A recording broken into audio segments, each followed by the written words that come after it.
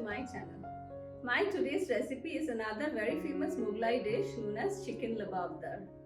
Lababdar, as the name suggests, is extremely rich and undoubtedly this is one of the richest chicken gravies. Bit similar to the butter chicken, but you don't have to go in the laborious process of making it. So let's look into the ingredient list now. My first ingredient is of course chicken, and here I have 1 kilo of boneless thigh chicken. But if you want, you can use chicken with bones too for this recipe.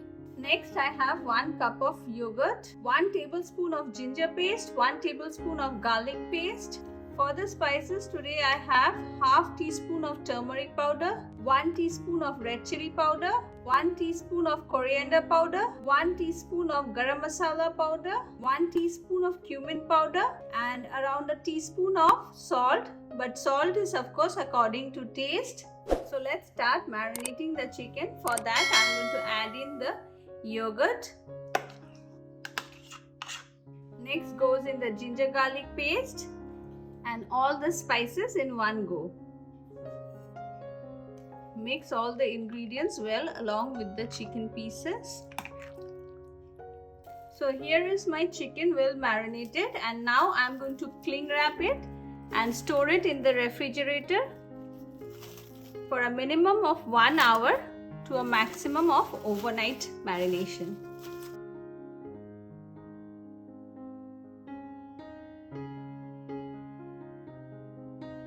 My first ingredient is of course our marinated chicken, and today I have marinated my chicken for about 3 hours.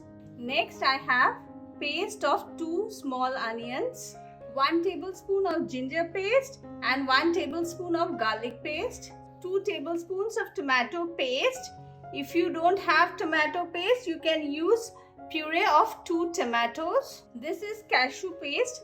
I've taken around half cup of cashews and grinded it with little bit of water. Next, for the spices, I have 2 bay leaves, 4 cloves, 2 small sticks of cinnamon, 4 cardamoms, and a tablespoon of sugar. For the powdered spices, I have 1/4 teaspoon of turmeric powder, half teaspoon of red chili powder, 1 teaspoon of cumin powder, 1 teaspoon of coriander powder, 1 teaspoon of garam masala powder, and 1/4 teaspoon of kasuri methi powder or dried fenugreek leaves. About half cup of thickened cream. My pan is on heat, and to it I'm going to add in about 2 tablespoons of white oil. I'm just eyeballing it. My oil is hot now, and to it I'm going to add in the bay leaves, cloves, cinnamon sticks and cardamoms. Once the spices start infusing the aroma, I'm going to add in the onion paste to it. We'll cook the onion paste for 2 to 3 minutes now. It's been about 3 minutes now.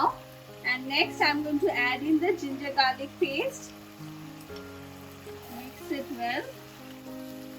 And we'll cook till the onions and ginger garlic turns brown and starts releasing the oil from it.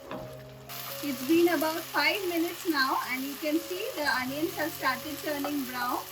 At this point, I'm going to add in the dry spices, turmeric powder, red chili powder, cumin powder and coriander powder. Along with the tomato paste, give it a quick mix.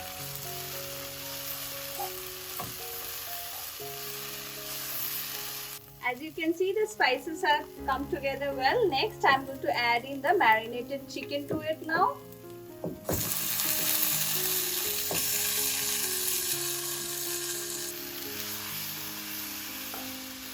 Again, mix the chicken pieces well with all the spices.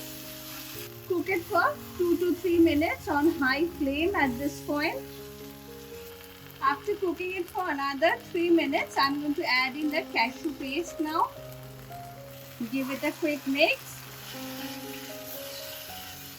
And at this point, I'm going to add in another half cup of water.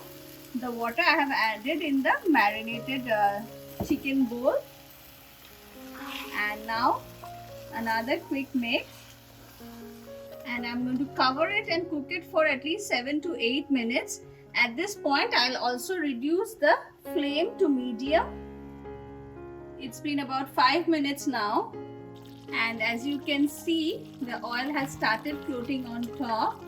At this point, I'm going to add in the rest of the spices. That is the garam masala powder and the dried fenugreek leaves powder or kasuri methi powder.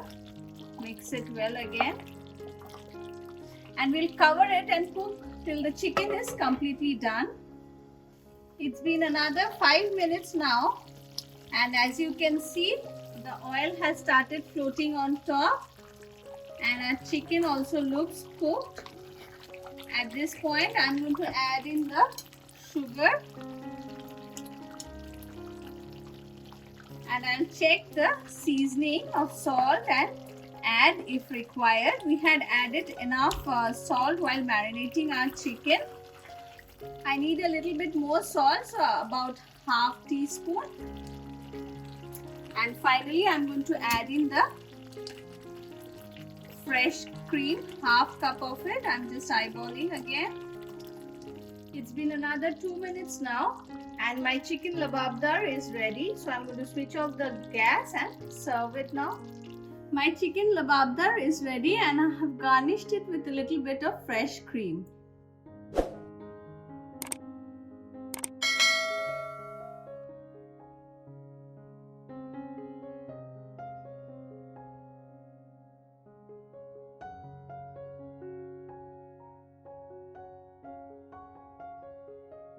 My chicken lababdar is ready.